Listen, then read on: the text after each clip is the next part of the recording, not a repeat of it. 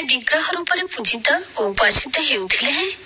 भक्त मन करे से जमी तार अति प्रिय अंतरंग बंधु सखा सहोदर पितामाता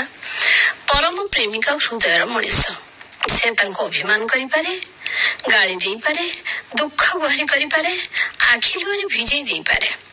मनर सबु गोपन कथा तांको पाखरे बाढ़ी दे पारे मने हुए सते जेमती से एठी अछंती धरा दउछंती पुणी लुचि जाउछंती छुई होउछि अथच धरला बेलକୁ से खसी गलेनी चाली गलेनी हाथ पांतारू से एपरी एक देवता जे मनीष परी आचरण करती किंतु देवतार सबु ऐश्वर्यर अधिकारी से देवता पुणी मनीष पृथ्वी बहु देवादेवी पूजित होती बहु आध्यात्मिक और धार्मिक उपासनार प्रतीक रही किंतु जगन्नाथ चेतना और संस्कृति रे जेपरी प्राणमय मानवत्तर परिकल्पना रही अन्यत्र विरल तांकर दैनंदिन नीति रीति राजकीय चलनी पुणी से जनगणर देवता पतितर उद्धार करता दीन दुखीर बंधु आर्तत्राण भोर 5टारू राति बड़ सिंहार धूप पर सेज लगी और पहुड़ जाए दैनिक नीति को लक्ष्य कले से जे जड़े साधारण गृही संसारी मनीष एक स्वीकार करने को होता है खाली सेतिकी नुहे से भारी विलासी मन होती आउ भोजन प्रिय बड़ पेटु दिय मान अर्पित भोगराग को 56 भोग कह जाए जो दिय 60 पौटी भोग लगी होती से पुणी साधारण ओडिया परी पखाल खाती कांजी पियंती गईठा भी खाती श्री जगन्नाथ श्री बलभद्र माँ सुभद्रा सुदर्शन चारि विग्रह पाखरे प्रत्यह गोपाल बल्लभ भोग सकाळ धूप भोग मंडप भोग मध्याह्न धूप संध्या धूप बड़सिंहार धूप एपरी भिन्न भिन्न समय भोग लगी होता है 56 भोग कहुले भोग सामग्री गुड़िकर संख्या यथेष्ट बेसी 1910 मसीहा बेलू 435 प्रकार द्रव्य भोग करा जाउथिला एबे किंतु से सब कमी कमी 150 प्रकार को आसिलानी मोटा सरु पतला बड़ सान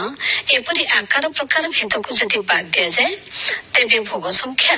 56 ही रही 56 प्रकार भोग हेउछि अटकाली अमालु बा मालपुआ आरिसा एंडुरी कदम्ब काकरा कांती केली कोरा खैर चूड़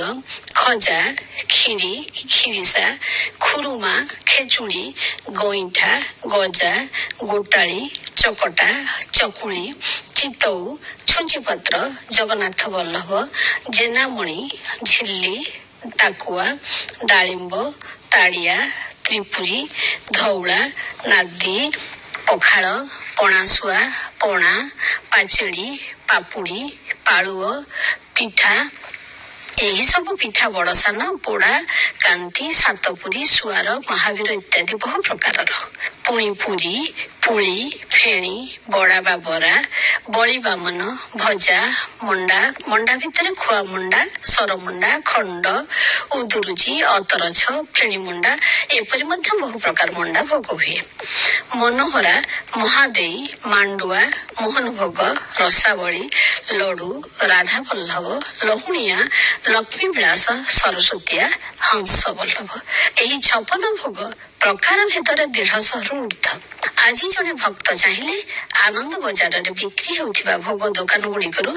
अनेक भोग पाई परिबो 56 भोग लगी हेउथिबारु श्री जगन्नाथ को 56 भोगी बोली मध्य कहा जाए तांको अनेक भक्त कोठ भोग खिया बोली मध्य संबोधन करथांती ए सब प्रकार भोग और रीतिनीति को विचार कले एकदा ओडिया जाति जे किपरि ऐश्वर्यशाली थिला तार परिचय मिलिथाय जो जाति निज दियंक पाखरे शताधिक प्रकार भोग नैवेद्य बाढ़ी पारे से कौन के दरिद्र हो पारे 56 भोगरे अधिकांश ओडिया घर खाद्यपेय पिठापणा प्रचलित